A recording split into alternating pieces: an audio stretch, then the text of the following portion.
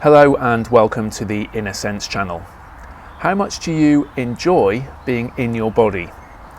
Clinical psychologist Dr. Susan Sands believes that we should stop focusing on the image of what our bodies look like from the outside and instead cultivate a more pleasurable experience of what our internal world is like. Dr. Sands is known for her trailblazing work in female development and body-based disorders, and brings in body-focused practices from Buddhist techniques in her work with patients.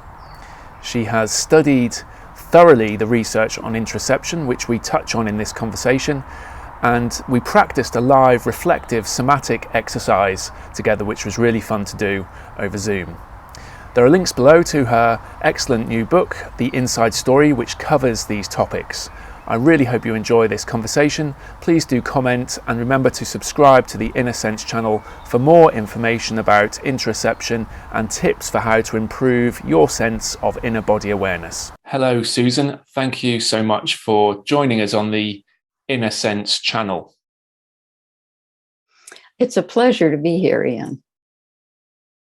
I'm really looking forward to this conversation today. We've had some nice relaying of emails over the past few days, and there's lots of kind of juicy topics to go into that I don't think we've covered or not in the same way before on the Inner Sense channel. So I'm keen to hear what you've got to say about interoception and enjoying how we experience our body. Before we dive into that, please can you tell me a little bit more about your background and how you ended up writing your new book, The Inside Story, which is all about using interoception to forge a healthier relationship with our body. And I'm going to quote something I saw written about the book. Maybe the words are by you. So it's a relationship we're wanting to forge of respect, appreciation, tenderness, and yes, even love. That's a hard one for some people to really grasp, that we could love our aging body. But you asked me about my background. I was a lit major in college, so, I really like writing to begin with. Then I was a journalist in my 20s. I worked at Newsweek and I worked at some local publications, and so I kind of, I hewed those particular skills. But then I wanted a field. I wanted a field of my own. And I chose psychology. So when I was about 30, I went back to school to get a PhD in psychology. And I've never looked back. I mean, I've stayed there ever since. I'm a psychotherapist in private practice. I do it every day. I love it. And it's so good for me. And it takes a lot of interoception to do it well. And I've also taught at a psychoanalytic institute for years and a lot of other schools in the area. And, I've done a lot of professional speaking, a lot of professional writing over the years. For psychology journals. This is the first time I've done a more popular book for a wider audience. And I really felt like doing that. I decided when I was about 68, I didn't want to just speak to this one little group. I wanted to take the message to a wider audience. I wanted to speak woman to woman. I wanted to speak more like myself. Bring myself more into the book. And selfishly, I wanted to learn more about the next stage of life for me, so I could do it as healthily as I could. And I wanted to help other women, many of whom have such problems accepting their older body. And, it's not easy to have the sags and the wrinkles and the aches and the pains. And God forbid, serious disabilities that come with aging. But I do think that building interoceptive awareness can help us with all of that. Yeah, hopefully we can kind of tease out lots of the elements of what you've said there. And so that point about finding a way, so your transition from writing for peers to writing for people, the general public, it almost is a different language, I think sometimes, or a different choice of words that are required. In academia or in a certain profession, we develop jargon and ways of talking about things which may as well be a completely different foreign language, because the words mean nothing to most people. So, and I think with it, that message is true for the topic of interoception as well, even though we kind of have all these emotion words and other ways of explaining how we feel. Often that's oriented, in stuff that's going on around us rather than related to what's going on inside our body. So how do you, did you find it an easy task to write for the layperson in this book about something they may not have considered before? Yes and no. I mean, I had been a journalist, and I try to speak to patients, that I'm seeing in regular language. So, I'm fairly casual anyway in the way that I talk. But I'll tell you, when I started writing the book, my agent who was reading it, editor, they kept saying, too academic, more punchy, more punchy. And another problem with my field is we have to attribute every damn idea to somebody. So even in giving these talks, I may do it today, I'll feel like I have to say, this particular expert said this, and this one said this, whereas the general public doesn't care at all. And it just slows down the talk and makes it less interesting. So yeah, there was a learning curve, and I don't think I'm all the way there yet, to really good science writing. But it's me. It's a combination of lots of things. So on the point of science then, I read that in the sort of praise for this book that science research is helping us to rewrite the cultural beliefs that put us at odds with our own body. So before we go into, how interoception can benefit us, maybe we can spend a little bit of time trying to understand what the problem is. So what are those cultural beliefs? Well, they're basically ageist and sexist, both. And for women, that means, as we get older, there's a double whammy. Because, we've got all the beliefs that we have to be pleasing to the male gaze. And the male gaze, prefers younger, slender, youthful, basically. A lot for biological evolutionary reasons.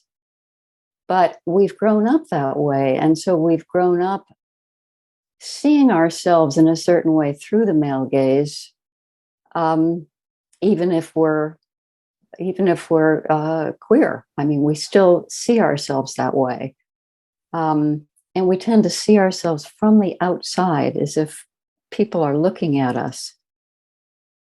And so we're focusing on the body, that we see rather than the body that we feel.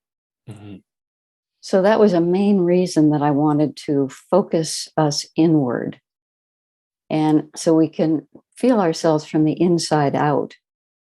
And I think when you're feeling yourself from the inside, it's a good corrective to that other problem of, seeing yourself from the third person. And then ageism is, the other huge problem. We are a very ageist society. We're youth oriented. If we lived in India, it would be very different.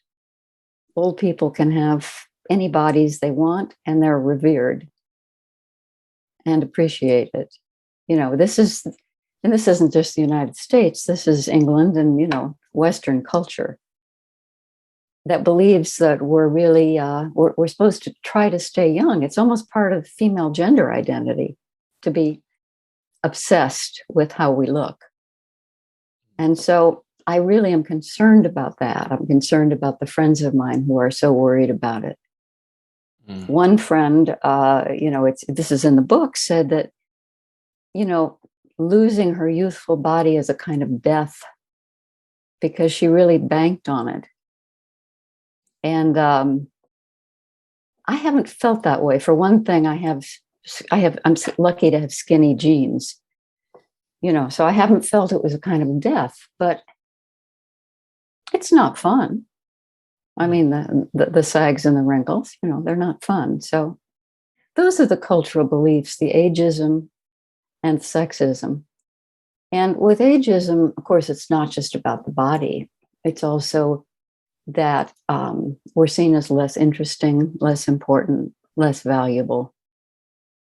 Sort of, a lot of people talk about feeling invisible. And so it's particularly important to be grounded in our body. So despite how we're being seen, we feel solid. We feel all there, which is the way you feel if you're interoceptively aware, I think. And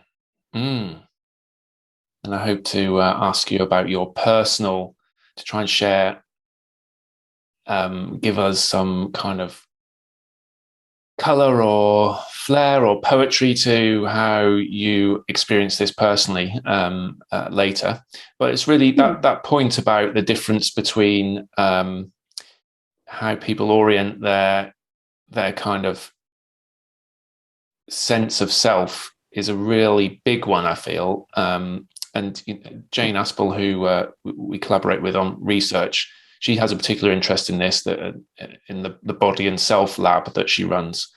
And I remember her saying in an interview that most people think of their sense of self or they might describe it in terms of I'm a fitness instructor, or I'm a banker, or I'm a nice person to my family and friends, I'm wealthy or whatever.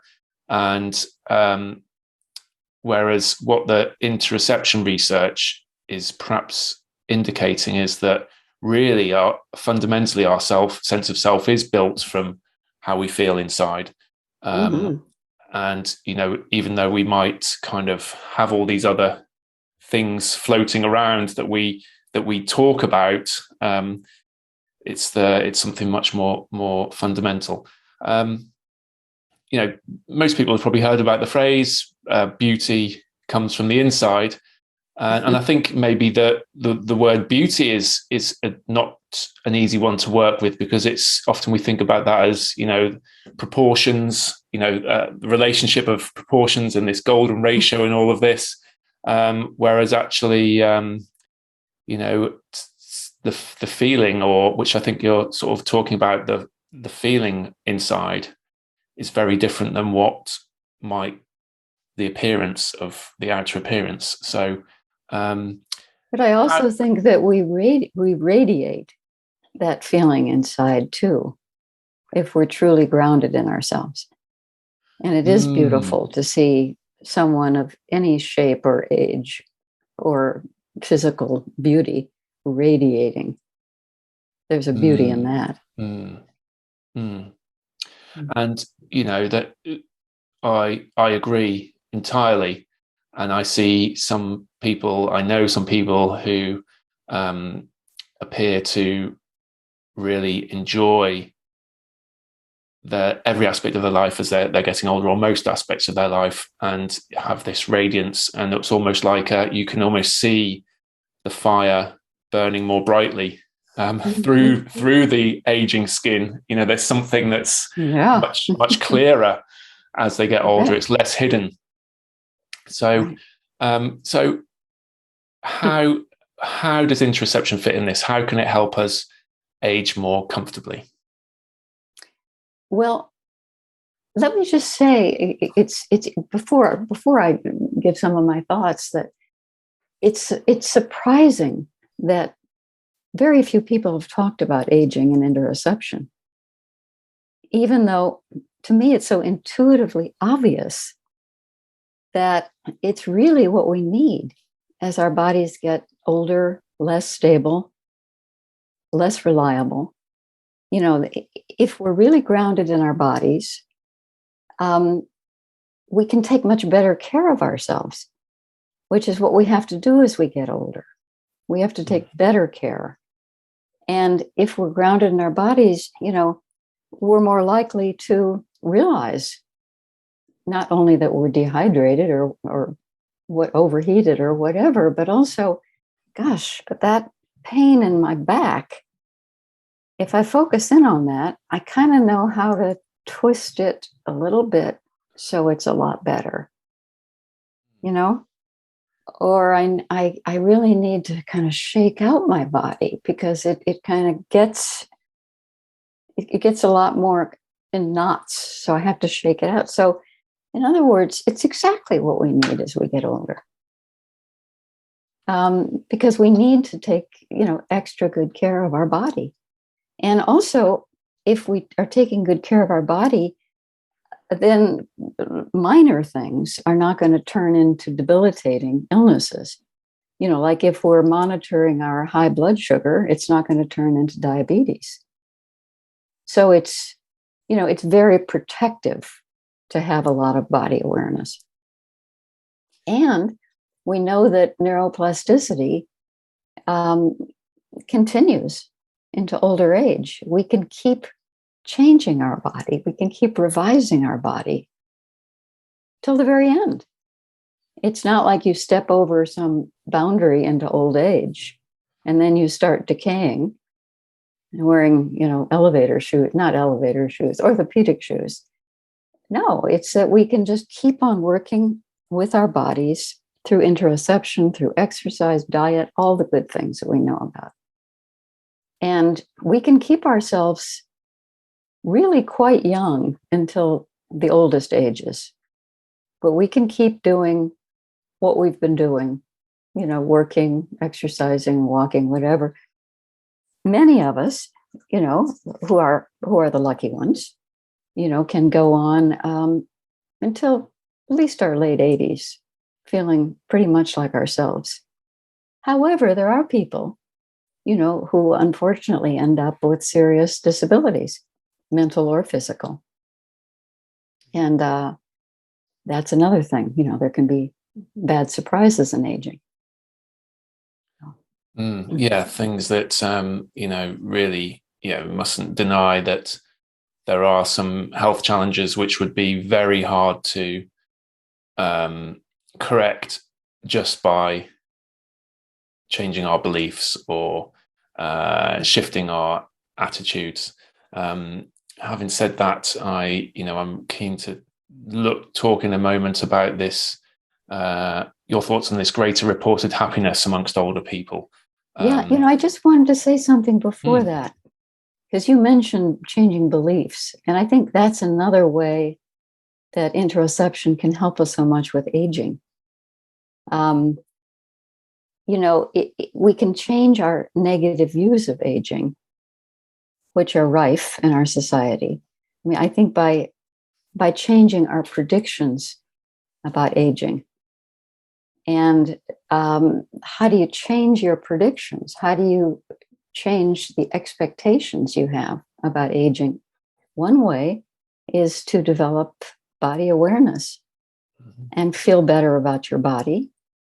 And, you know, if you're in your body and you're taking care of it and you're also strengthening your body and stretching your body, then that's changing the prediction. Because the brain thinks if you're sort of creaking around or lying on the sofa or something, you know, this body's not doing so well. In fact, you know, in the extreme, this body might have to be weeded out of the gene pool. No, you don't want that prediction going into your brain. No, you want to send signals that you're strong and that, you know, you're moving and so on, because these negative aging stereotypes are with all of us. Mm-hmm. And the research, that shows that people who develop negative aging stereotypes early in life, they actually live 7.5 years less, the Becca-Levy research. And so, the negative aging beliefs actually get embodied, and they stoop our shoulders, and they slow our gait. And I mean, those expectations really change our physiology. So, and you may be aware we had David Robson on this channel who wrote The Expectation Effect. I saw him, and I've got his book. Oh, the last chapter the chapter on aging is excellent. I haven't read it yet because it only arrived last night from Amazon. But I think it's the 4 questions that were part of that research about, assessing people's beliefs about aging. I believe that they can be, the positive end of the scale of the answer about those questions could be used as affirmations combined with interoceptive awareness. And then you've got the evidence gathering that you took, that I think you're sort of saying that, if we work at building evidence to support a positive belief about aging, and embody that, then we have a realistic opportunity to challenge these cultural beliefs and say, actually, no, it's not true, because I've done this thing, I've got the evidence, and I'm feeling it in my body, and then it becomes a nice self-fulfilling cycle rather than an unhealthy one. But I think we've got to really work at it. I mean, I think we really have to ferret out those negative beliefs. We have to observe ourselves and how we're ageist against ourselves, and we all are. I mean, are we assuming that people on the street are feeling sorry for us as they pass by? Are we thinking that younger people don't want to talk to us? All these sexist beliefs, ageist beliefs. We have to really, I believe that we have to work on changing them. And as you were saying, affirmations are a good way to do it. Yes. And, ever since I heard this somewhere that, that I think it was a yogi maybe who gave 3, components to an affirmation. So it's not just the words, it is the feeling it creates inside of you. And also the use of visual imagery helps as well. Whatever that symbolism or image. So if you can combine those 3 things, then you're onto a winner. So it's not a given then that we'll go either way as we age. Either we'll get happier or less happier, or more or less satisfied, from what I hear you say. But are there, from what you've learned, is there a kind of developmental stage that does happen that it makes it easier for people to become happier? So what I'm thinking is, if you look at a baby that's born, it goes through clear developmental stages where different movement patterns will come online. And then as the brain, you see these different features coming out in brain development as we age. Is there something that happens as we get older and older that opens us up to more interoceptive possibilities, would you say? It's just a question. I do think. There are psychological changes. There are also actual age-related brain changes, which I think a lot of people, don't know about. And one of them is about interoception. That interoception actually gets weaker as we age. And before we go, oh no, the way I see it is that, our signals are less intense, just as our eyesight, our hearing, everything else is less intense. But our perceptions of those signals can get more, we can interpret those signals better because of our greater experience. And also, the emotion researchers, talk about how we're less reactive emotionally, and we have fewer negative emotions. And that has to do, I think, with the interoception, the waning, a little bit of waning of the interoception. But the amygdala also gets weaker. And that is the part of the brain, that's the flight or fight responder. And it's sort of responsible for negative emotions. So we get less negative because of that amygdala waning too. And there's also research that shows that we're able to take more cortical control, which means that we can sort of take a situation and move it, into the prefrontal cortex where we can actually think about it. And that makes us more positive too. I mean, like a younger person, faced with their two friends fighting might say, "Oh no, oh bitch, oh," yeah. And an older person might go, "Oh, come on, guys, knock it off. You know you love each other." I mean, there's a way that we don't get so activated, and we shift the things more to the positive. We take a positive slant.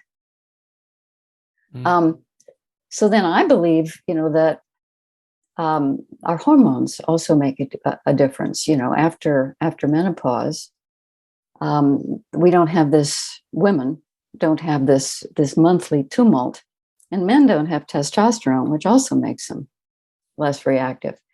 But we don't have this drama going on in our body, and our amygdala is not so strong, and our interoception is a little calmer. And I believe that makes it more possible for us to actually live in our bodies, to sense our bodies from within, to be interoceptively aware, and to become more embodied. I know I have. And I mean, not everybody does. There are people who get sort of grouchier and more withdrawn as they get older. But I think the possibility is there for greater embodiment, greater interoceptive ability, and more happiness. It's so pleasurable to actually live in your body. That's very interesting and lovely to hear that it's that you experience as well, that it's more pleasurable to live in your body. This so with age, then, from what I hear you saying, it's not a case that the signals get stronger necessarily, but it's just we get more granularity on being able to discern what we're feeling, and opens us up to interpreting and perceiving things differently. That leads me on to a question about what I saw in one of your emails, which was how predictive processes in interoception are basically psychoanalytic. So I think I know what you mean by that, but Yeah. What do you mean by that? Well, what I'm thinking of specifically, is transference, which is probably the major concept in psychoanalytic psychotherapy or psychoanalysis. And what that has to do with is that experiences that we've had earlier in life, particularly in our earliest years, the way we've been treated by people, the way we've been reacting, then get transferred onto the therapist. So, let's say I felt my mother was not interested in me, couldn't really see me. She was preoccupied with her own worries. So then later on, I go to see a therapist. I'm very likely to be checking out that therapist and actually seeing that she's not really that interested. She doesn't really see me.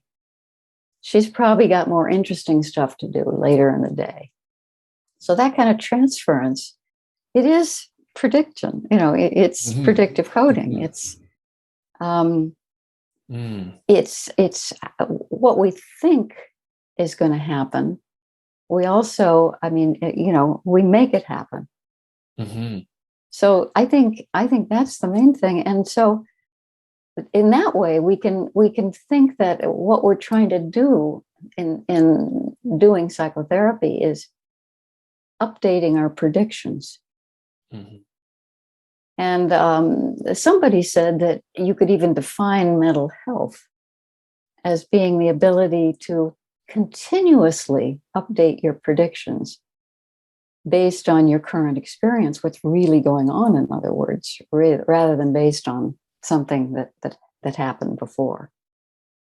So good mental health is this kind of cognitive flexibility as well as flexibility in the physiology, the autonomic nervous system, whereas if someone gets stuck in either of those dimensions, either the past belief is too strong or the bodily reaction is too strong, and it gets a bit sticky in any of those dimensions, then we might end up with, PTSD as an example of when a past experience still feels as real right now in my body, my heart racing, the panic, the sweats, all of those feelings are just as alive now as they were in the past. So that's a belief that hasn't, maybe not a mental belief, but a bodily reaction that hasn't been updated. Exactly. So, okay, I see what you mean there. There was one other thing as you were talking that really stood out to me. I can't remember it now. So, just the point about transference to a therapist. Am I right that transference in the therapy session that's happening, but it's likely to be happening in every encounter for that person? Exactly. For the person? I'm glad you clarified that. Yeah, I mean, transference at first was talked about just with the therapist, but pretty soon it became transference is to the total situation, to use one person's term, the total. And so everything you're doing has these, your organizing principles. They're organizing reality based on your past experience. Now, Freud also said that just in terms of interoception, he said the ego is first and foremost a body ego, coming from body sensations. No, coming from the sensations of the skin. He didn't say inner body, but sensations of the skin. Freud himself was a neurologist, and he wanted psychology to be based in science, in body science, in neurology. And he said he was in the 1890s. He just was so sorry that he was in the wrong generation, that science hadn't developed to the point where they could explain the things that he was seeing with his patients. So interoception does explain exactly what he was seeing with his patients. Yeah, it does, and I believe, and I really hope to reach out to someone called Mark Solms. I don't know if you've come across his work, The Hidden Spring. He's written. I've read it, the whole thing. It's one of the most brilliant books I've ever read. I agree. Not that I can understand all of it by any means. Some of the free energy principle, the maths, entropy. But great thing, great potential to explore, these unifying principles and how they may help us understand how we relate to each other and perceive ourselves. The other thing that was coming to mind then when you were talking about the transference is this idea of emotion contagion, which Jenny Murphy mentioned when she came on this channel. So she's an interoception researcher, was sort of saying how interoception can help us understand emotion contagion. And I think this, this idea as well of, we get from the free energy principle of two beings. So you and I are kind of separated in some way, and where the prediction is I'm trying to constantly guess what's inside you, your hidden state, to help to help me figure out the world and figure out whether it's beneficial to interact with you or not. Do I move forward or away? And I've got to guess at this. But then that's where the empathy comes from, and but then that idea of transference becomes really clear then, that it's just a case of trying to guess when I'm having these encounters in the world, how is that going to affect my body, my energy budget? But then it feels like the separation between me and the other gets a bit fuzzy. Yes, and that also, if it's really fuzzy, it can show a problem with interoception too, that you haven't developed body boundaries, that are strong enough. I mean, you want to be able to empathize, you want to be able to put yourself in other people's shoes, but you want to also know where you stop and the other person begins. A lot of the time, at least. Apart from, but these the whole field of body mapping is so interesting, because they find that the maps in our brains, the interoceptive maps in our brains, not only record all the stuff that's going on in our body, but like if I'm writing, the brain annexes the pen. It becomes part of the body, and that's why I can move it. I know where it is. And if we're making love, it annexes the other person's body too. So they actually are in our brains. It's called parapersonal space. Para or peri? Peripersonal space. Peri, okay. P-E-R-I. Yeah. Wow. And then you can sort of start to see how some of these practices, maybe we'll talk about your practices, favorite practices as well. So I'm thinking about in India, the Tantra and so on, where partners breathe together and do these cyclical arm movements. It's not necessarily a sexual practice. It can be done without even touching, but we can start to see how maybe that's trying to build this synchrony and get these models that are working together inside each other's heads and their interoceptive feelings, so that they're more aligned with each other. And they're so good for building community.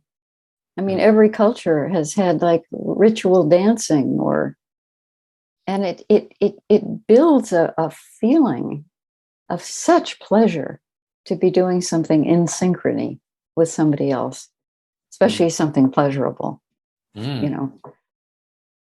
synchrony is really important. There's a woman who has a show on TV, Heather, I can't think of her last name right now, but she does singing synchrony, and she gets people in circles, concentric circles, and then everybody sings together, and it builds into this peak that's just rapturous. And you don't get the full picture when you're watching it on the computer, obviously, but you do get a sense of it. And I think we should do more of that as a culture. So-called primitive cultures know so much that we don't know.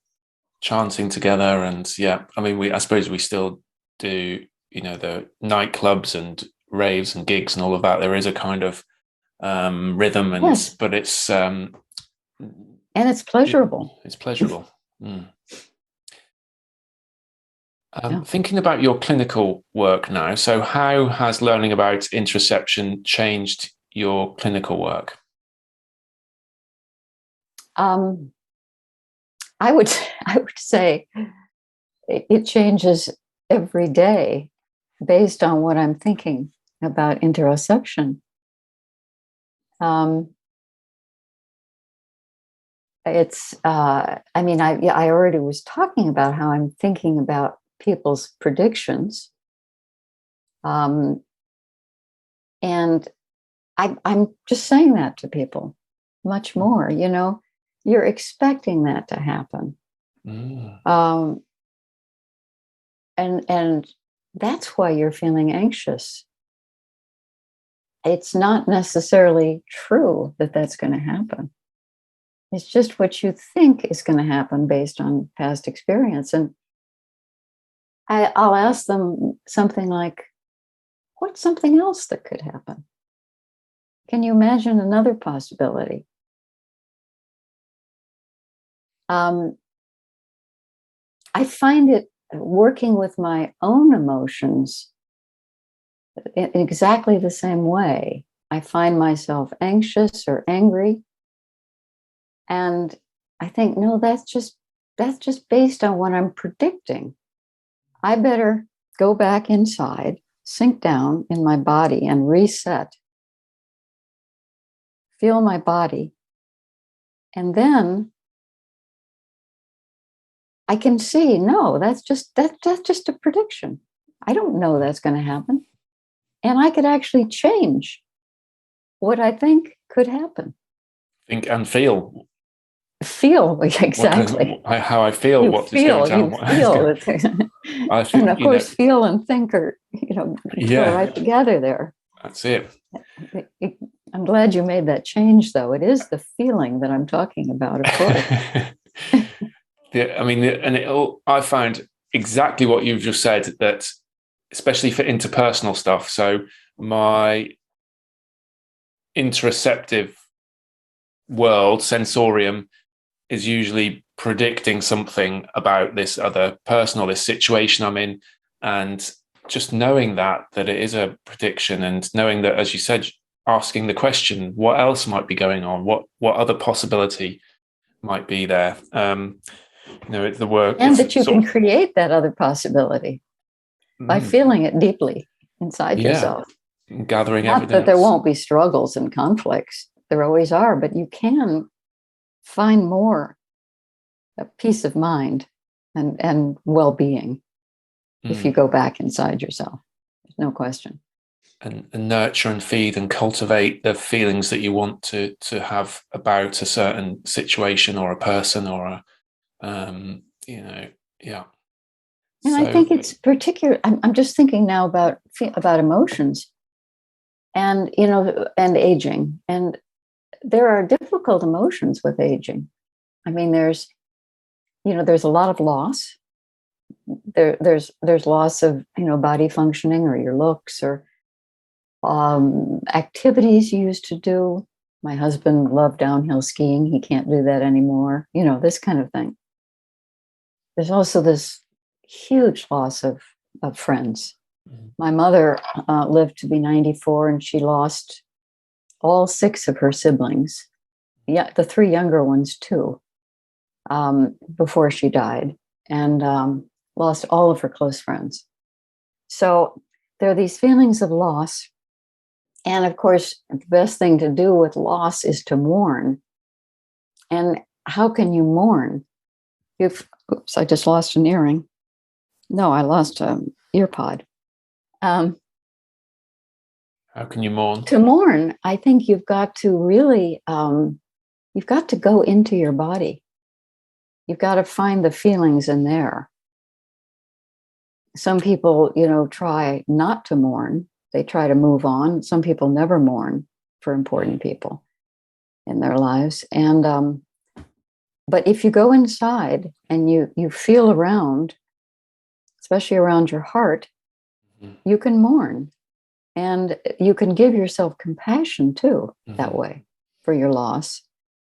And you can have more compassion for other people who lose things, who lose people, and compassion for the world. I mean, interoception builds compassion. That's one of the really great things about all the interoceptive practices like meditation and yoga and so on. Yeah. So, and not being, as you sort of said, not being afraid to feel. And I spend a lot of my time doing hands-on manual therapy, Yeah. which is often based around pain, but not always about pain. Sometimes it is other stuff that's held in the body. But that fear for some people of what happens if I do give too much attention to this, or if I do explore that, or let go of, or just allow the feeling to have its own natural course and to do whatever it needs to do, move in whatever direction, in or out, or unravel. Yes. That can be terrifying for some people, I think, that sort of allowing. Yes. How do you work with somebody who is really resistant to going into the pain or the fear of the pain or anything? I mean, what do you find works? So I'm very cautious about that, really, because it's and I usually wait for a clue that they want to before doing that. And we with the good thing about touch work is that you can constantly test and the person expects you to be pressing on their body and manipulating, but you can kind of feel, okay, last week the shell was like this week the shell is like this. There's a bit more give. So, are they revealing anything verbally or talking about a topic that might be a clue that something else is relevant in their life that we haven't covered before? And then I work with that, but I don't sort of go guessing. I don't try not to let my predictions Right. cloud that what actually might be happening, because that's the good thing through learning about interoception and all of this latest cognitive science and the likes of Mark Solms, is that we're all clueless, really. Right. Well, not completely clueless, but being careful is such a good point to bring up, because, for example, with people with PTSD who have, severe childhood trauma, they have learned that the body is an unsafe place. So many of them don't live in the body. They're dissociated. They're all in their minds. Mm-hmm. And I don't want to just say to them, okay, drop into your body. I mean, they can't do it. So you've got to build, the interpersonal safety and then go very slowly. Mm-hmm. But it is crucial for people who have given up on their bodies. It's crucial for them to learn to feel their bodies again, too. So that becomes a big part of the work. Just as it is for you. It is for me. Crucial, and offers so many gifts, which is what your book is all about. So what are your favorite practices then? That I've read that you have practiced Buddhist techniques in the past, and as I understand it, some of those include interoceptive awareness. Do you make use of other practices? Well, I think of them all as being about interoceptive awareness. I mean, that's what they're doing. I mean, that's what people have been doing, I think, for millennia, with yoga, with sitting meditation, with lying meditation, with walking meditation. I don't see them as really different, or Tai Chi. I think they're all about focusing us in on our bodies. And, I learned that meditating. At first, I wasn't focused in on my body. I didn't get it. And somehow the teachers weren't really saying it either. They were talking about silencing the mind or letting the thoughts go. And that's incredibly important.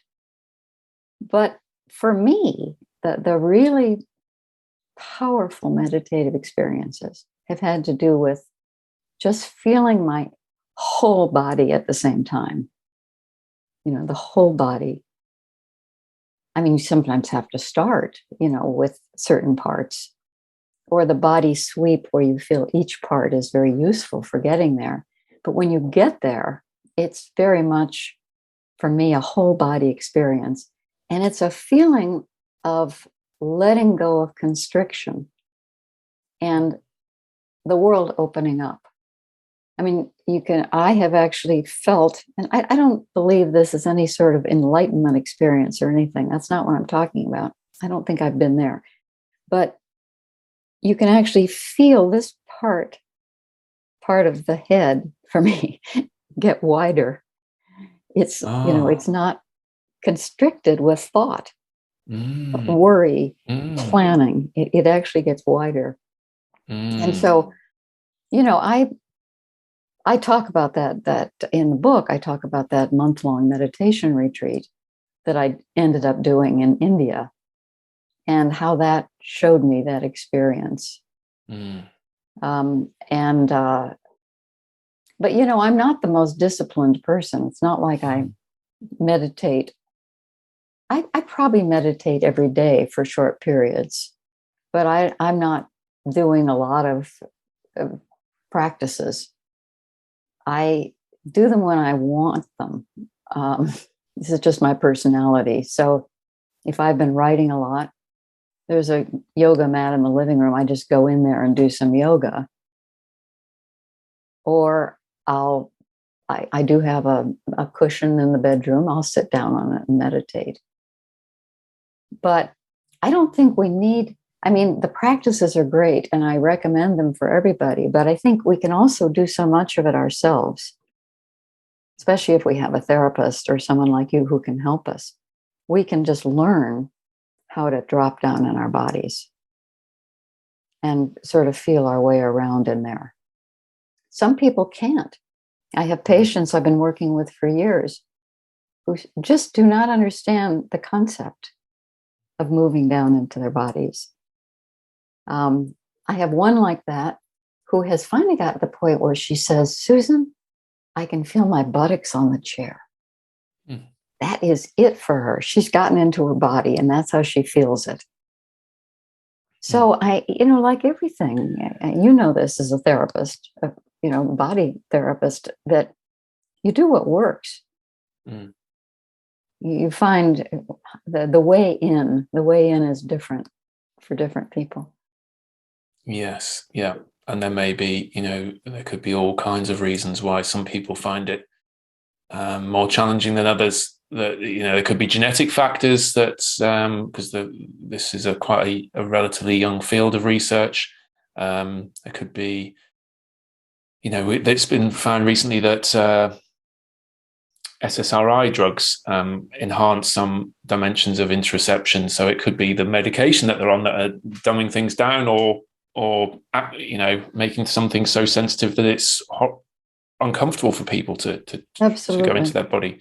What you were just saying about the head expanding, that reminds me of cranial sacral therapy. So, and my suspicion, I'm talking to some people about how we can integrate connective tissue or fascia and interoception and some of these therapies. So, when you were talking about this synchronization between people through repetitive activities, my suspicion is in cranial sacral therapy. Part of that is helping to attune a person to the rhythms of the fascia and the cranial sacral fluid, and maybe that's what and even the Kundalini awakening. There's a unwinding of connective tissue and an interoceptive awareness that's being built. Yes, because I've had cranial sacral, and they're holding your head in their hands or cradling your head, and then very slowly, just with micro movements, sort of undoing the holding that you've been doing. It's really powerful. There's so many practices now. We're so lucky to live in this age where there are all these things to do, and you can find one that fits you. And as you said, like some of my patients, they hate to meditate because they just end up thinking more about their negative thoughts. They can't get out of it. Yoga works for them because they're doing something. It's an action orientation. Tai Chi is particularly good for older people because you're not having to get down on the floor and you're building balance. So there's all kinds of different things to try, and we could go on forever listing all of them. I like that you can see the interoceptive or the internal body awareness element in a lot of these practices, and that's what drives my interest in this topic too. So I wonder that I'm aware that we've come up to an hour. How much time do you have left? I'm free. Okay. I was wondering if we could do a talk kind for of the next 12 hours. Oh, I'd love to. I'd love to. But what I was thinking before we finish, it'd be really nice to do a kind of live, reflective, somatic experiencing type exercise between you and I, where we try and help each other understand how it feels like to have more pleasurable experience in our body as time goes by. So I know we've kind of indicated that already by talking about feeling of expansion and so on, but maybe we could start with where we are right now. So yes, right now. Right now. So right now in your body, what does it feel like to have this gift of more pleasurable experience through age and through time? Oh, I thought you were going to ask me what's going on. Because I could sort of feel the constriction here. Oh, constriction.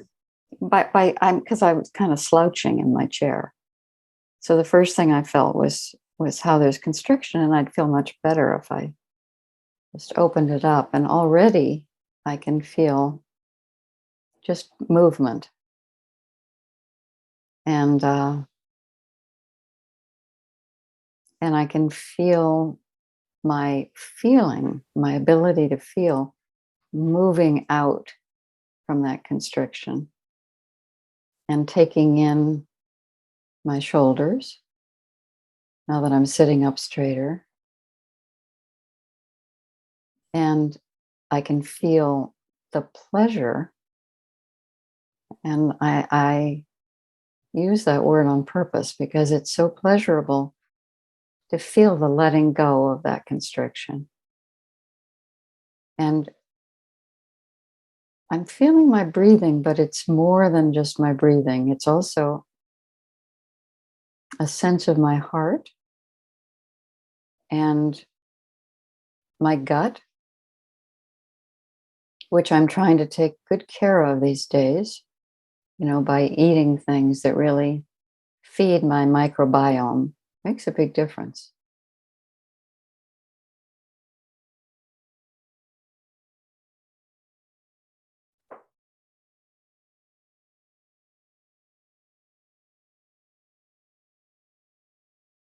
I can feel that it's not the pleasure I can have when I'm not doing an interview. It's not the pleasure.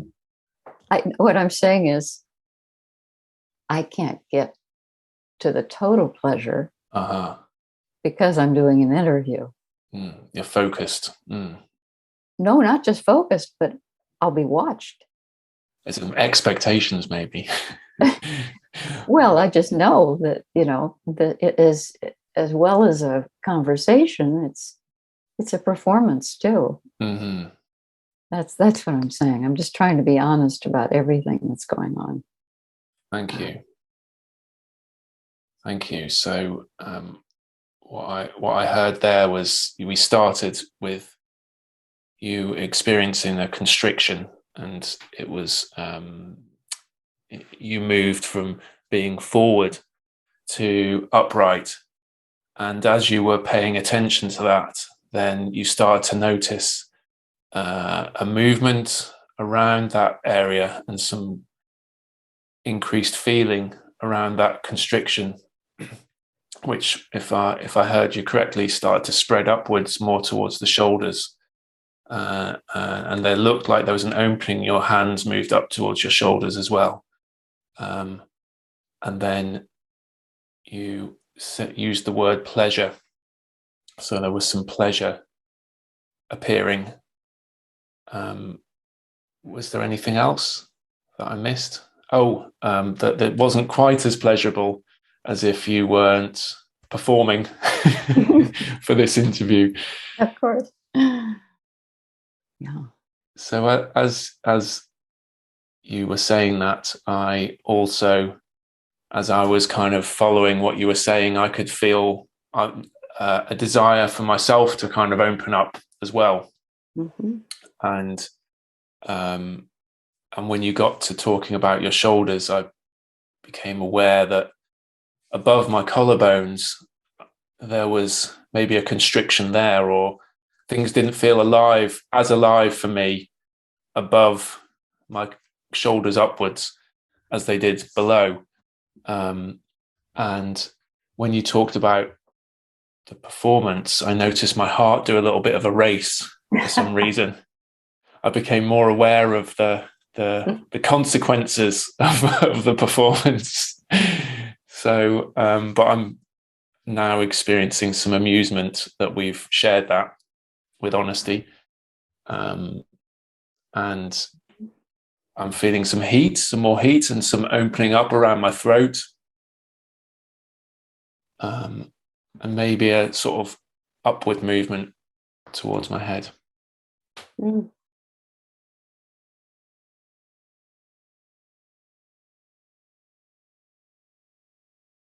Yeah.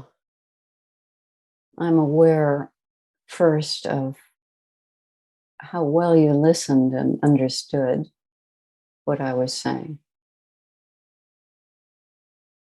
and how you were able to also feel the constriction, sit up straighter,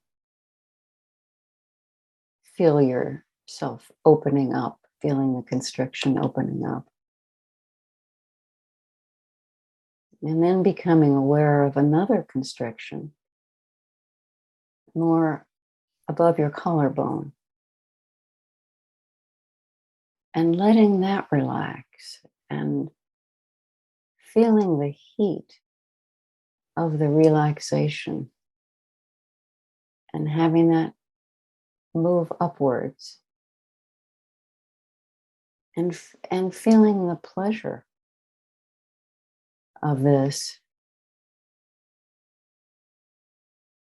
Also, I think the pleasure of my saying I wasn't completely relaxed, and you feeling your heart race, and how we came together then. And we had a shared experience, which made both of us feel, I think, more understood. And so there's so many different pleasurable things in what you've described. Mm. Thank you again. We could go on with more cycles of this. I guess it's a kind of therapy in itself, and I've heard some people experience this done in a kind of circle in a group setting as well, where you can choose a topic or a virtue or a something, and then describe what it feels like, and then each person adds and refines and adds their own flavor and reflects, and it kind of gets into. Are you familiar with John Vervaeke and Dialogos? His Just work. vaguely. And I've done that exercise in the past. Okay. But not for a long, long time. I haven't done anything like this for a long, long time. So it was interesting for me to get back into it. And it's what's so nice is that it's about connection and the interpersonal, because the way we talk about interoception so much, and the way I was today, it's very much about kind of yourself and how you work on yourself and how your self works, how your sense of self is created. So I like your bringing in what goes on between people.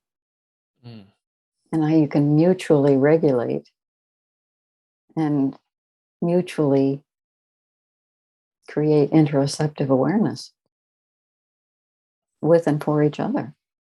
Mm.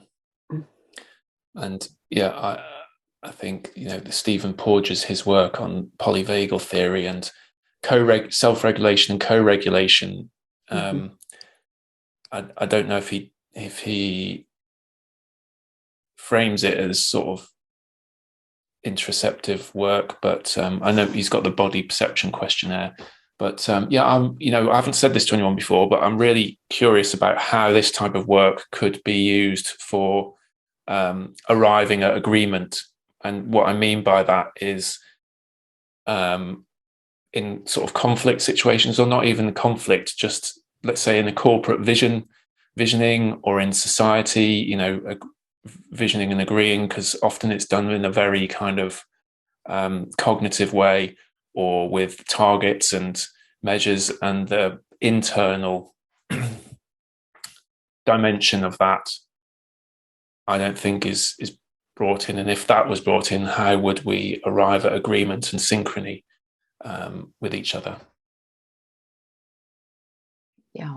Just the question. And my sense is that Native American culture did that so much.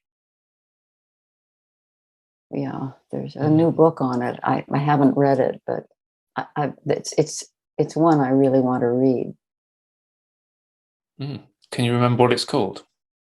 No, but somehow it was Native Americans and early Westerners, you know, on my continent. And somehow one of the Indians got shot by, you know, one of the northern, the European people, and they had to figure out what they were going to do about this, because they both agreed that this was a sin, you know, something bad. No, Native Americans didn't think of it as a sin, but they did see it as something very sad and bad had happened. So they had to figure out what they were going to do about it. And the Europeans said, maybe we should kill one of our own. And that would settle the score. It's the whole, you know, crime and punishment idea. And this idea of equality, you know, parity. And I wish I got into this story, and I can't really remember the whole thing at all, but the Indians said something about, no, losing one life is enough. We don't want another life to be lost. Let's just sit together for a certain number of days. And the Europeans were very happy to do this. And after it was over, just sitting quietly together, they separated, went back to their own lives. That's sort of the basic story, but but it had to do with really meditating together on the sadness of loss of human life, not European versus native life, but human life. Human life. And, you know, the recognition that they were all humans. First and foremost.